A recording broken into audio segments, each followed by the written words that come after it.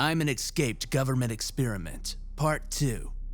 Written by Alicia AO 12.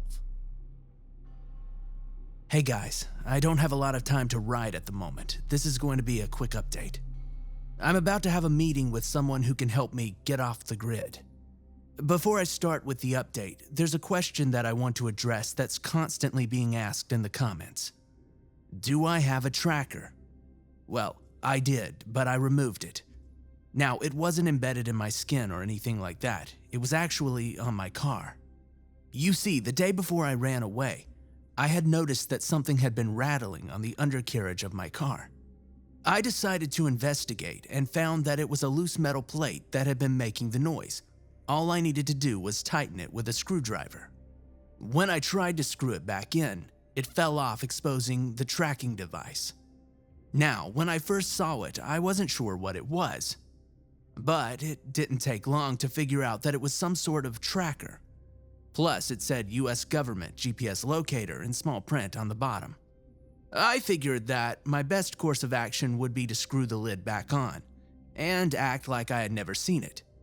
While I was screwing it back on, an idea slipped into my mind. What if I tried to remove it? I initially shrugged it off as a bad idea, but the thought kept coming back into my head. So the next thing that I knew, I was unscrewing the lid again.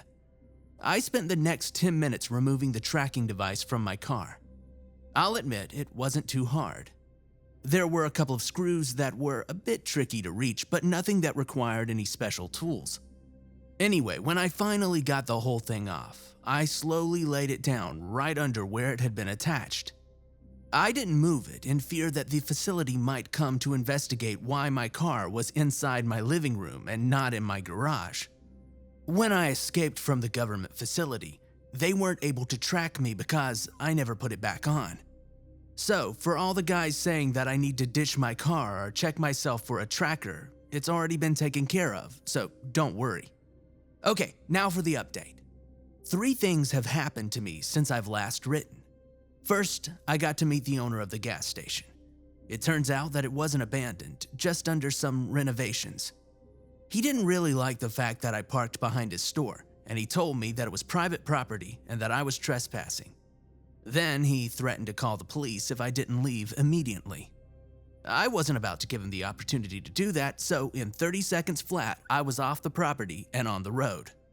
I kept an eye out for any state troopers or government agents that might be looking for me. I had been on the road for about 20 minutes when the second thing happened.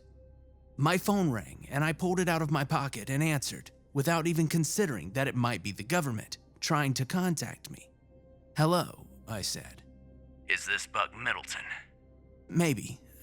Who am I speaking to? My name's Stan, and I can help you with your little situation.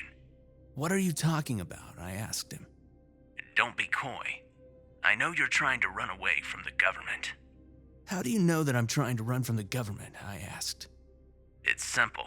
You wrote online that you were, and I want to help you. Well, how do I know that you're not the government, trying to trick me into getting captured? You don't, he said. I'm the only one that can really help you get off the grid and out of the government's reach. Of course, that's for a price. Okay, I said. Stan, what's your price? Well, we can work something out when you come into town, he said. What town? There's no town for miles, I asked him.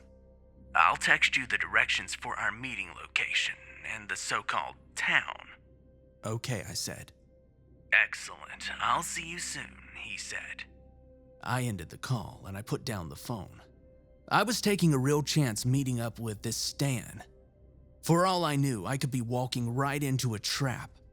My phone vibrated. I had received the directions from Stan. I put the directions into my phone and I went on my way. Strangely enough, the town was only 15 minutes away from where I was. As I drove on, less and less trees surrounded me. Just as I was at the border of the trees, the third thing happened to me. Well, it more like stepped out in front of me. It was a guy dressed up as a panda bear. He ran into the road and then stopped and stood smack dab in the middle of it. I barely, no pun intended, swerved around him, missing him by mere inches. I stopped my car and yelled, "What the heck, man? I could have killed you!" I screamed. The guy looked at me, gave me a thumbs up, and then did a backflip and took off into the woods. I just shook my head and drove off. What a strange place, I thought. 5 minutes later, I entered the town. It was a pretty small town with nothing remotely remarkable about it. I found the meeting place pretty fast, which was easy because it turned out to be the town library. The library was in total contrast to the rest of the town. For a lack of a better word, it was incredible. It must have been a mansion at one time, because that's exactly what it looked like. I parked my car down the street, and I entered the library with my duffel bag. The smell of old books greeted me the moment that I stepped inside. There were, if not dozens, then hundreds of old wooden bookshelves lined up from front to back. There was no one there other than an elderly librarian cataloging books in the corner. I surveyed the area, looking for Stan, not sure who to expect since I didn't have a photo of him. My phone suddenly vibrated in my pocket. I pulled it out to see who had messaged me. It was Stan. The message read, "Wait in the reading area on the second floor. I'll be there in exactly 1 hour." I put my phone away, and I headed to the second floor reading area. Once I got there, I put down my duffel bag, I unzipped it, and decided to write this update on my laptop. Stan will be here in about 20 minutes or so I'm going to upload this right now. If I don't post how the meeting went, then assume the worst. Until next time, signed, Buck Middleton.